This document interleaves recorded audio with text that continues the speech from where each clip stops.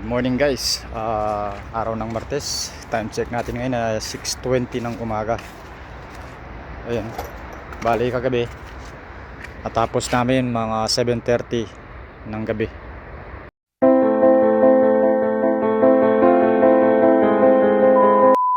Ito mga semento at saka mga buhangin.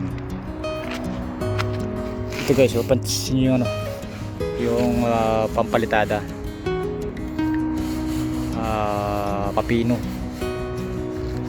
Hindi kamukha dito sa normal na na pang flooring. Magaspang siya. Ayun ang layo ng diferensya. Ito mapino talaga to. Kaso nga lang mahal to kaysa dito sa pang normal na pang flooring.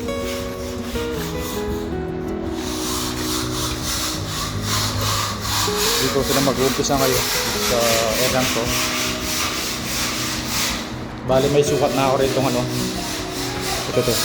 ito yung susundan ng sukat mula dito sa hamba sa taas sa header nya pababa. Yun yung flooring finish nya,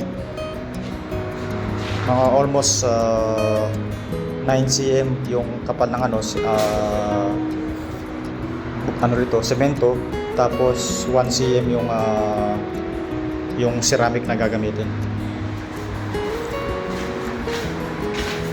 Bali dito guys, yung pinagpalit ko yung dalawang bintana kasi yung sukat di ko pwede yung sukat dun sa kaysa naman kasi biga to, kaya ito kailangan dun sa kabila ganito yung puputulan, kaya pinagpalit ko yung bintana, saka dito nagbawas ako ng konti side, pero hindi ko na pinagawa to kasi magtatrabaho sila rito ng kontrata ng tiles, kaya pina-stop ko muna to, pina-hold ko muna. Doon sila gumagawa doon sa dulo rin. Yan yung mga yan. Doon sa mga biga, pinapipinis ko sila.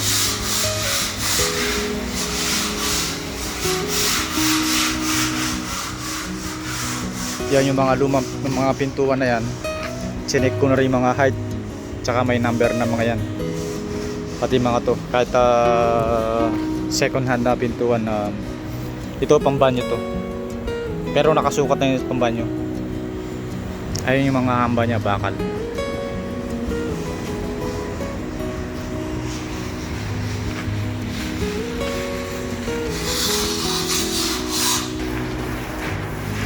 Yan bali, pinaano ako ng primer to para unti-unti nang matatapos. At least pag matapos nyo lang sementuhan to, hindi na madudumi yung semento rito, kaya pinaprimer ko muna. Tapos yung kulay ng pintura nito sa pader, cream yung kulay, hindi sa puti.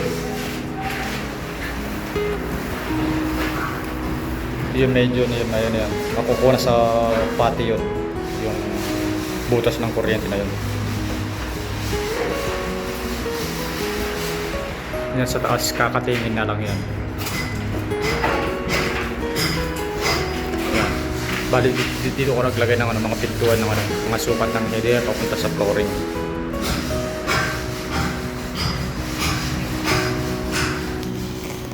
Yan, update dito sa mga banyo. Yan, natapos nila kahapon to. Nakapagpalitadan din sila ng sa 2, 3, 6 na banyo. Yan ang natapos nila kahapon. Pagpapatuloy dito sa labas naman. Pati rito. Bali, sila, 3 grupo. Isa rito sa loob ng banyo, isa rito sa labas ng building, at saka dun, isang grupo naman doon sa mga kwarto na ipoploringan yung yung kwarto. Nag-umpisa na sila na maghalo ng pang-flooring.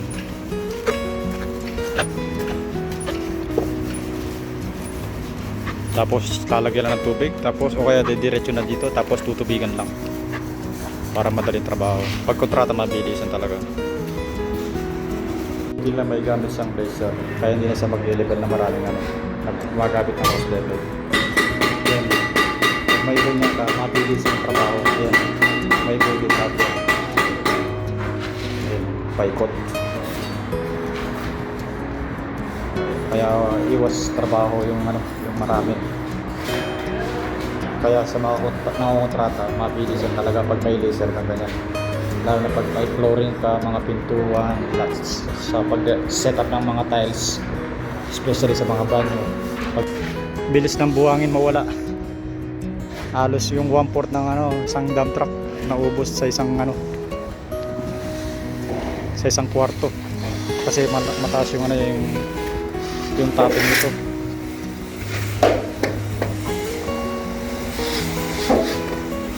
Nasa 10 cm sa pala siya.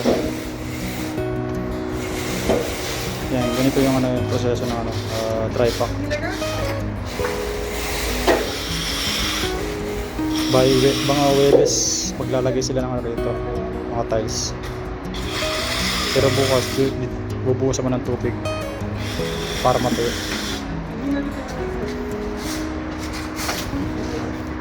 Dito naman, ganyan ang resulta dito. Buti na lang marami akong basura dito, ano, mga tabas-tabas na hollow block at saka ano, mga semento na tuyo. Tinambak ko rito para hindi masyadong malaki yung ano, yung flooring dito, yung semento. Kasi biro mo naman 10 cm yung topping kapal. Baka sa 4 na kwarto o 5 kwarto ubos yung buhangin lahat yun. Kaya nilagyan ko ng ano dito, kahit mga 5 cm lang na ito. Kaysa naman ipababa ko yun, doble trabaho sa baba. At least ipapatong lang dito sa ano, sa mga kwarto.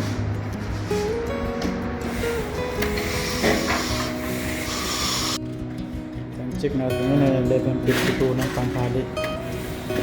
Bago nakatapos kasi dito. Bukas ng umaga, lalagyan ko ng tubig para matuyo ka, ano, maigi sa ilalim. Para di mag-powder sa baba. Pakalawa na to. Matatapos na rin to. Baka ng araw, posible 4 na kwarto naka-ready.